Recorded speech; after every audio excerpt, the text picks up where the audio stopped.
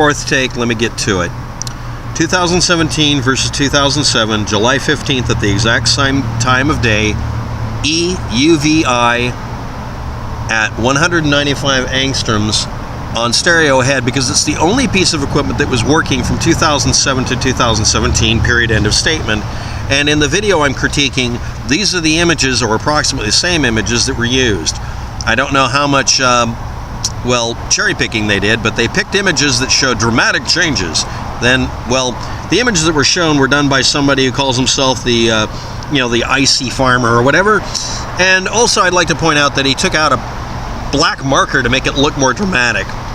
Thanks to the paint job. I thought Photoshop was bad, but good God. Anyway, I'm just going to say this really quietly, debunked. So next, here we go.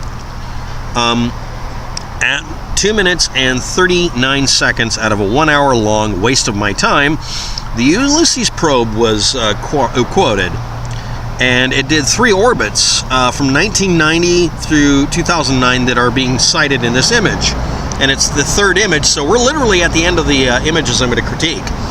So anyway, it shows over an 18-year period of time, the intensity level of the, what is that black line for? And then there's a red line, what's that for? Anyway, it says really big letters, 25% reduction.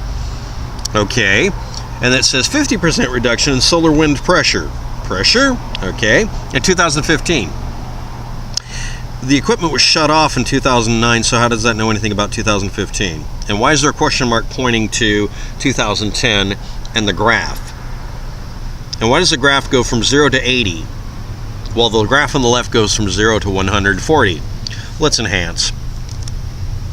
Oh, okay, now it's much clearer. Smoothed sunspot number. So that indicates that 2001 was a high sunspot activity level. Okay.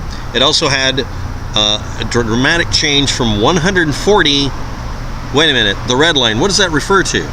Oh, well, it's supposed to be solar wind pressure. That's what it's graphing, right? That's why you pointed an arrow at it? No, it's the current sheet tilt degree. That means the angle at which this north-south orbiting object was orbiting the sun. Yeah, when it was going around the sun on the first orbit, it measured the magnetic field, or excuse me, not the magnetic field, it measured the effect the magnetic field had on the solar wind. Now, how do I know that? Well, that was during solar minimum. During solar minimum, the sun's solar wind looks like it's blasting out of the north and south poles, basically. It's polarized, and there are 2 solar winds, and they're not mixed together.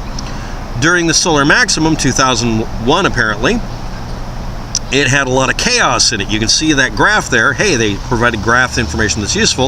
It had lots and lots of solar activity instead of being pretty much a strip. And then it went back to a reduced level. What?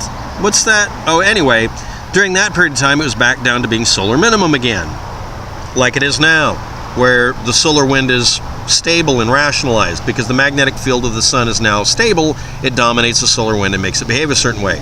The 2 different solar winds are caused by 2 different layers of the sun emitting material. During solar minimums like now, it's more stable, less chaotic, and it does not reduce its intensity level. The actual irradiance, the energy that hits the Earth, that comes from the sun, changes by 0.1% between solar minimum and solar maximum. It is not a dramatic change. Number 1. Number 2, this is not a graph of solar wind pressure. It's a graph of the solar intensity level tested for pressure based on angle. That's the angle the craft was at. Next, it stopped working in 2009, so why does it have a graph that continues after that point? Next,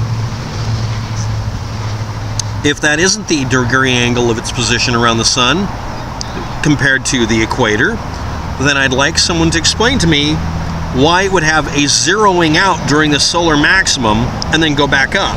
You know, like it's orbiting the sun every 6 years. Let's count them.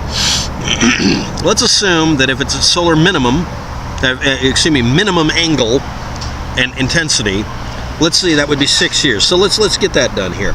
So from 1999 through 2001, it's not going to work.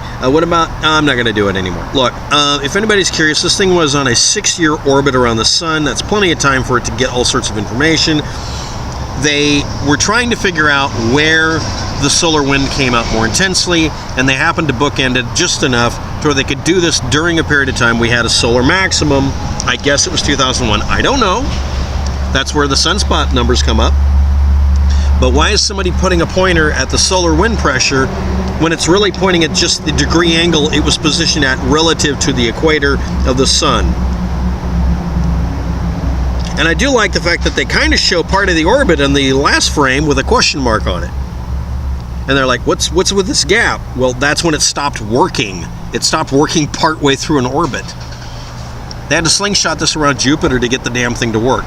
Now, I'd like to point out that this says it's third document of 3 pages total, and this was a presentation someone else did. I didn't include the second picture, but you can go look at the video. I'll include links below. They point right to the beginning of it.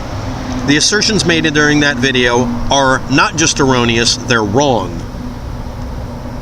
Next, if you want to look up the solar wind pressure as a graph, good luck finding it. You have to grab the data and build your own graph. And it shows all sorts of things. And there's even an assertion in 2008 where a shocking, scary statement was made by NASA that it says this is the lowest intensity we've measured. Yeah, during that orbit, it was the lowest intensity measured by that piece of equipment, because that was the only piece of equipment that was measuring at the time for the solar wind. Look, if you want to look this stuff up, go to NASA. Don't go to some YouTuber, including me. So let's review. The previous one I've already done one on. This is apparently image number 2. I'm just using the raw images because, you know, I'm going to actually use the images without whipping out paint and modifying it, because that would be dishonest. End of critique for that. And the third image, someone deliberately mislabeled, and yes, someone, I'm not saying who, deliberately mislabeled the angle at which this object was orbiting on a 6-year orbit as being the solar wind pressure, when it's not. And yes, during 2001, during a solar maximum where there's no real defined north or south pole to the sun, you're going to have chaotic pressure levels, I suppose, right? So maybe it is pressure level. Look, if anybody's curious, no, the solar wind pressure doesn't change that much during, between, solar maximum versus solar minimum. It changes by 0.1%. Any graph that doesn't show that is lying. Thanks for watching. Have a good day. Good luck with that, and don't take any wooden realities.